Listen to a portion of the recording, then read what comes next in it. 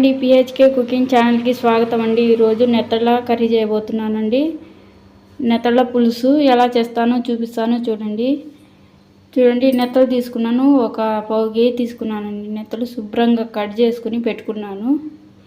వేడి నీళ్ళల్లో శుభ్రంగా కట్ చేసుకుని కాసేపు నానబెట్టి శుభ్రంగా కట్ చేసుకుని పెట్టుకున్నాను. నెత్తళ్ళు పావు కేజీ తీసుకున్నానండి. ఉల్లిపాయలు 3 తీసుకున్నాను, పెద్ద సైజు. టమాటాలు 2 తీసుకున్నాను, కట్ చేసుకుని పెట్టుకున్నానండి. చింతపండు ఏమో నిమ్మ సైజ్ అంతా నానబెట్టుకున్నానండి. ఇప్పుడు స్టవ్ ఆన్ చేసి ఎలా తయారు చేయాలో అప్పుడు చూపిస్తానండి. స్టవ్ ఆన్ చేస్తున్నాను. స్టవ్ ఆన్ చేసి కడాయి పెట్టుకున్నానండి. చాలా బాగుంటుందండి. జలుబు, దగ్గు, జ్వరాలు ఏదైనా ఉన్నా, నోటికి ఏదైతే తినిపి లేదనిపిస్తే ఇలా చేసుకుని తింటే చాలా మంచిదండి.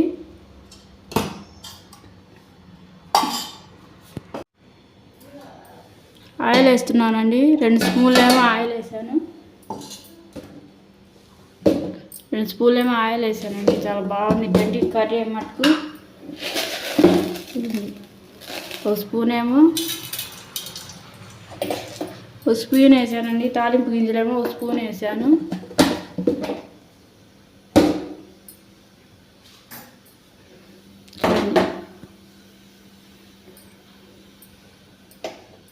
ఈ తాలింపు గింజలు ఫ్రై అయ్యాయండి. ఉల్లిపాయలు వేస్తున్నాను. ఉల్లిపాయలు కొంచెం ఫ్రై అయితే చాలండి.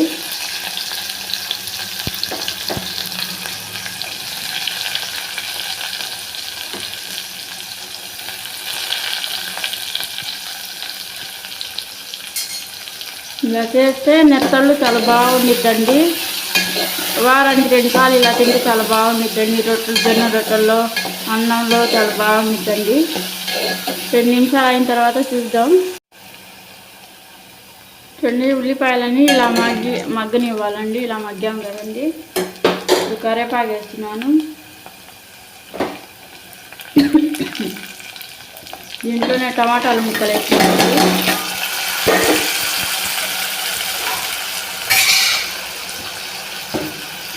టమాటా ముక్కలు వేసాను కదండి. ఇలా మగ్గనిద్దాము.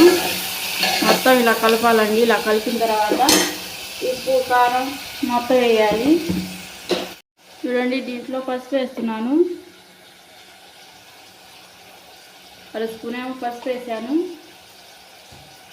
చూడండి, కారం ఏమో 1.5 స్పూన్ వేస్తున్నానండి. కొంచెం స్పైసీగా ఉంటేనే చాలా బాగుండిద్దండి.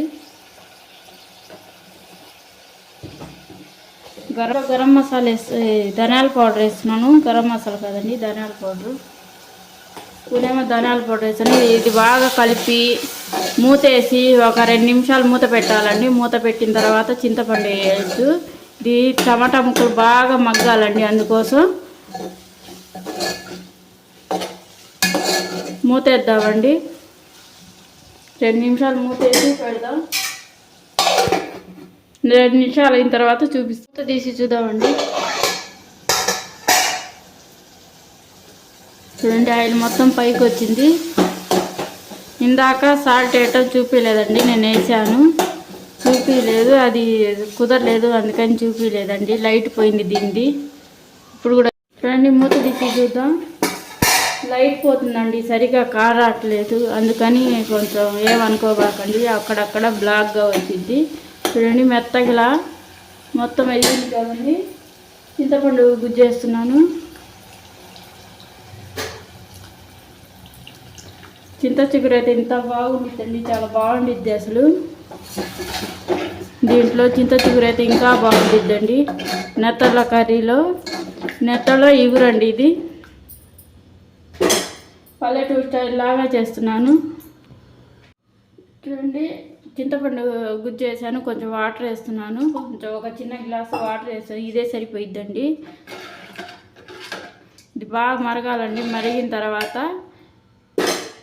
ఈ నెత్తలు మొత్తం వేయాలండి. 2 మూత తీసి చూద్దాం.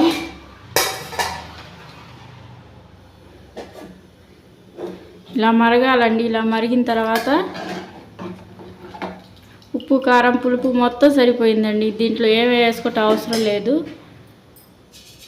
చూడండి, ఈ నెత్తలు మొత్తం వేస్తున్నాను. ఇంకా ఇది బాగా ఉడకాలి.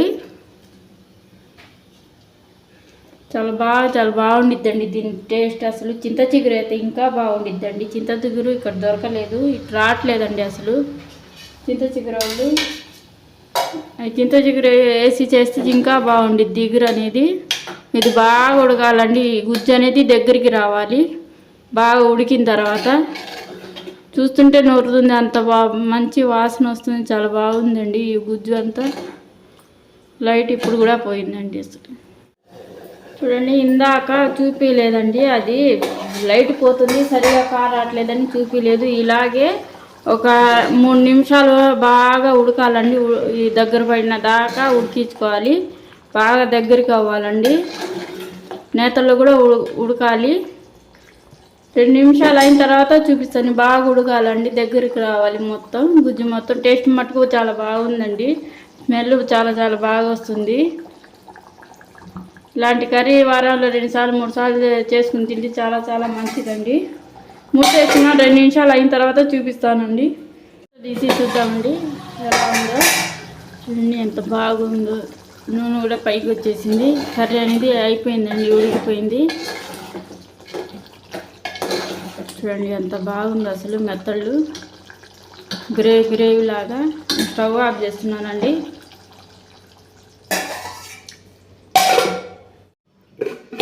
చూడండి కర్రీ అనేది చాలా బాగా కుదిరిందండి.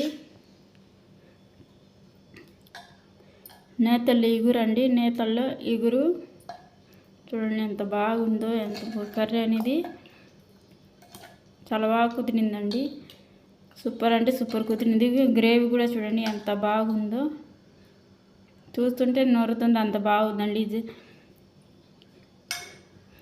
ఈ బ్లాగ్ మీకు నచ్చినట్టయితే లైక్ చేయండి, షేర్ చేయండి, కామెంట్ చేయండి, సబ్స్క్రైబ్ చేసుకుని పక్కనున్న బెల్ ఐకాన్ క్లిక్ చేస్తే నా నోటిఫికేషన్ మీ దాకా వచ్చిందండి. సబ్స్క్రైబ్ చేసుకున్న వాళ్ళకి చాలా థ్యాంక్స్ అండి. లైక్ మాత్రం మర్చిపోబాకండి. మీరు లైక్ చేస్తే ఎంతో మోటివేషన్గా అందరికీ రీచ్ అయిద్దండి. చాలా బాగా కుదిరిందండి కర్రీ. చూడండి ఎంత బాగుందో అసలు. చూస్తుంటే నోరు